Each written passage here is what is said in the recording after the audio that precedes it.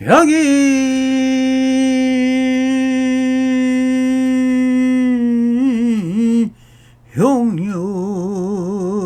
용유지 삼세 일체물 원간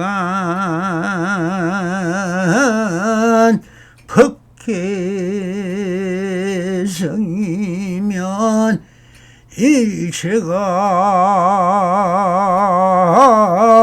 유심조더라 나모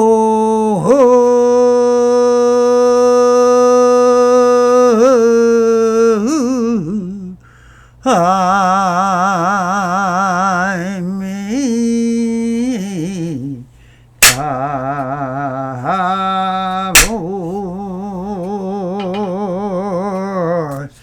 반갑습니다. 시방법계 편만하신 우리 불보살님들과 오늘도 이렇게 불불상하옵니다. 평상심이 도입니다. 언제나 한심임명하셔서 본불본락하옵소서. 바람이.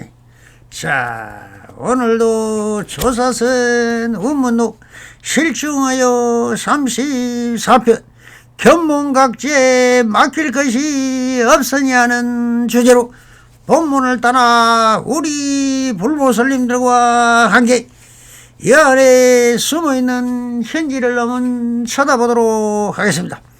한때 운문선사가 법을 보이셨다. 견문각지에 막힐 것이 없으니 색성양위 촉법이 항상 삼매라네 라는 구절을 들려주고는 말씀하셨다 라는 향상일구를 들려주시면서 한 말씀은 견문각지에 막힐 것이 없으니 라고 하신 말씀은 견문각지란 보고 듣고 깨달아한다는 것이 다 있는 그대로 맞다라고 들릴 것 같지만 그것은 진리적 측면에서 볼 때는 그 상이 무엇인가라는 측면에서는 그 실체가 없다라는 것과는 불법에는 맞지가 않습니다. 그런 모든 상은 빛의 화열이요 물질 또한 그 실체가 없는 화나 공신인 것입니다. 그렇다고 보이고 들리는 그대로가 아니라는 것인가? 그렇다. 이것은 물질이라는 것은 그 실체가 없기 때문이기 때문에 즉 색적 시공이기 때문에 그렇게 인식한다면 그것은 상에 속는 것이요 실체가 바로 볼 수 있는 안목이 없는 것이다. 성향 및 촉법이 항상 삼매라네라고 인식하기 쉽지만 이 또한 바른 안목으로 바라본다면 소리의 향기와 맛과 느낌이 온이 그대로인 줄 착각하고 있는 것인데 어찌 이것을 삼매라고 불릴 수 있느냐 하는 것이다. 그렇다고 견문각지를 떠나서 그럼 별도의 깨달음이 있느냐 하는 문제는 근본적으로 다른 것이다. 먼저 직접적으로 보고 느끼는 당하지심은 지금 이 순간 이 마음 또는 각적인 마음가짐 당장의 마음작용을 말하는 것인데 그렇게 보고 들은 것으로 깨달음으로 안다는 견문각지는 무엇인가라는 인식론에서 살펴보아야 하기 때문에 아미산이 논설적으로 풀어본 당하지심과 견문각지에 대하여 좀 더 알아보도록 하겠습니다. 당하지심과 견문각지.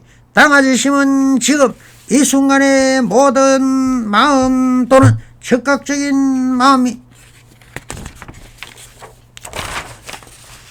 마음가짐, 당장의 마음작용, 당장의 의식작용, 찰나의 마음 등을 여러 뜻을 가진 말이다.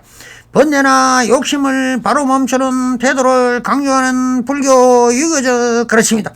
부원하면 당하지심은 지금 당장 번뇌나 욕심을 멈추고 망설임 없이 실천하는 자세를 뜻한다. 예를 들어 책은담에서 지금 멈추겠다고 하면 당장 그렇게 해야 한다고 해서 미루지 않고 바로 행동하는 것이 중요함을 강조한다.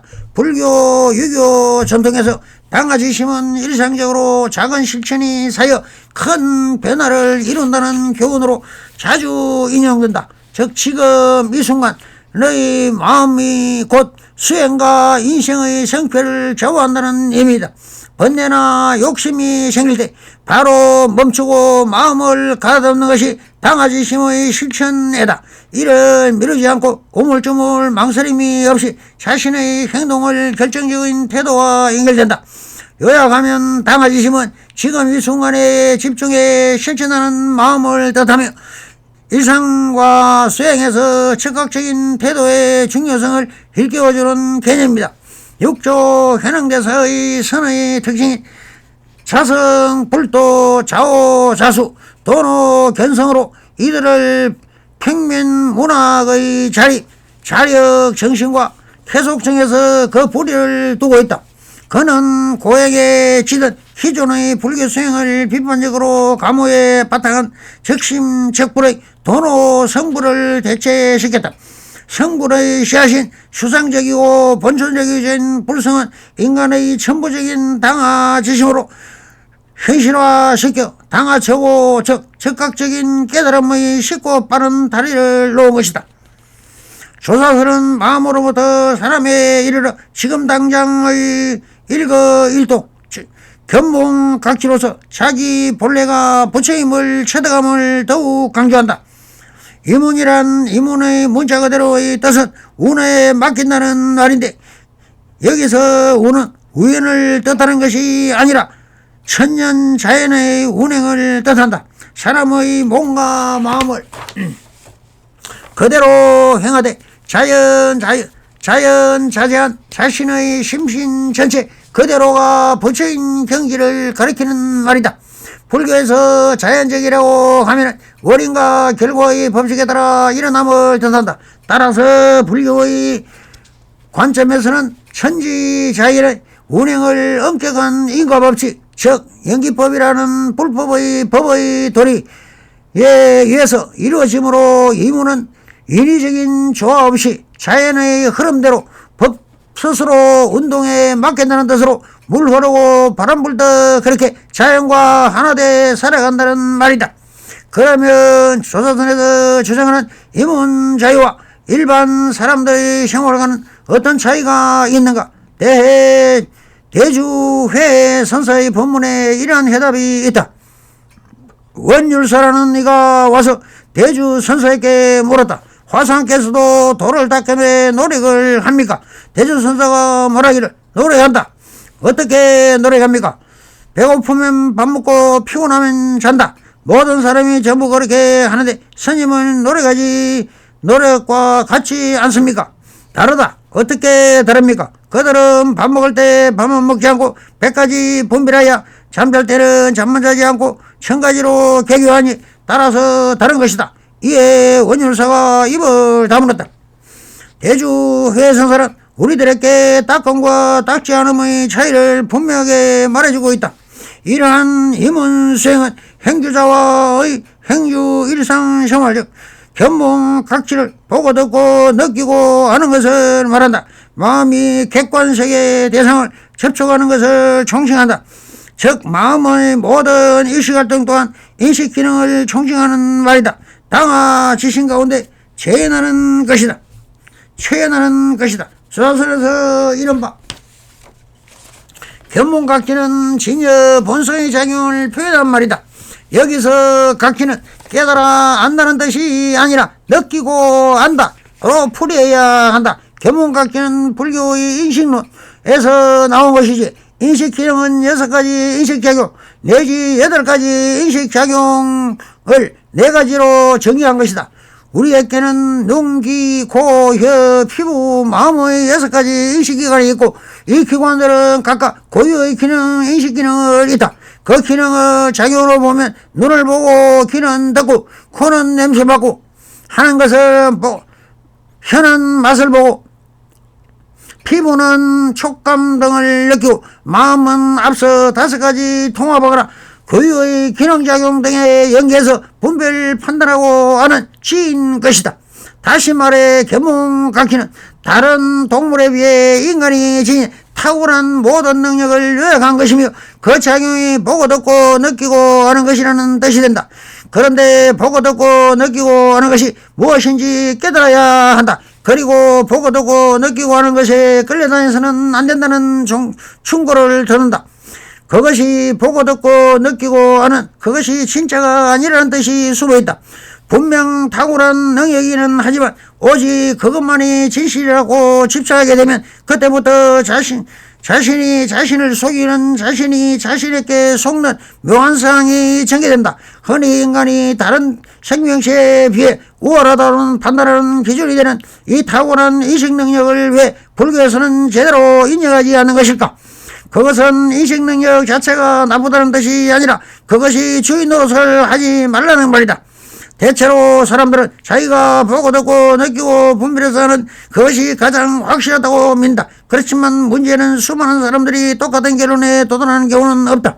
그만큼 감각이라는 게 부정하다. 그렇기 때문에 자신의 생각말이 옳다고 주장하게 되면 다른 사람을 충동할 수밖에 없으며 이는 곧바로 감독 갈등과 싸움으로 이어져 큰 불행을 초래하게 된다. 세상에서 벌어졌던 엄청난 전쟁도 그 시작은 단순한 생각의 차이에서 비롯된 것이다.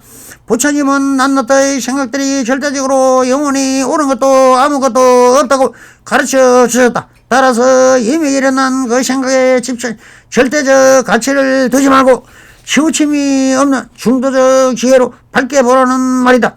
중도적 지혜를 발현하기 위해서는 자신이 모든 생각이 물건봉 같고 거인벽 같으며 번개불 같고 가슴을 밝게 봐야 한다. 간 생각이 일어나 끌려가기 시작하면 거인벽처럼 고통이 따른다. 그렇기 때문에 생각이 일어나기 전에 그 자리가 무엇인지를 깨달아야 한다는 건다. 그래야 마조 선사께는 이렇게 말씀하였다. 지금 견무각지가 원래 너의 본성이며 또한 본심이다. 다시 이 마음을 들어서 따로 부처가 없다. 이것에 대해 황벽희문서는 또한 해석하기를 다만 견문각지 그곳에서 본심을 깨달아라.